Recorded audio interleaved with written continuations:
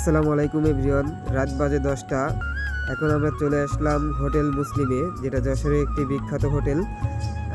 এখানে অনেক ধরনের খাবার পাওয়া যায়। আমরা এখন এখানে খাবো, অবশ্যই সাথে থাকবেন, খেয়ে জানাবো খাবারটি কেমন। আমরা অর্ডার করেছি তন্দুর রুটি, সাথে সবজি এবং 1 প্লেট মাংস, কালাভুনা।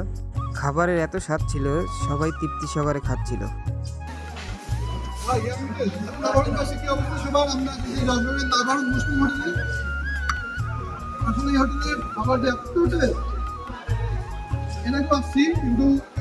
দেখছেন আসলে খাবারগুলো কিন্তু ভরপুর ছিল।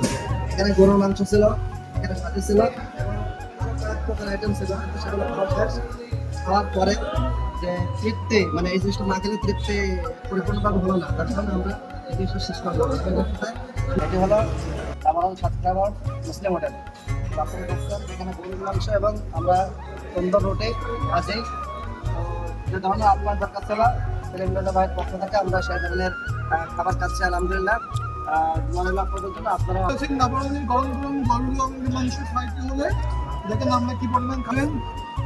আরও কিন্তু বাদ দিচ্ছে না, আরও কামড়ে কামড়ে দিয়ে নিচ্ছে হুজুর। এখানে যে ডাক্তার নাইক ভাই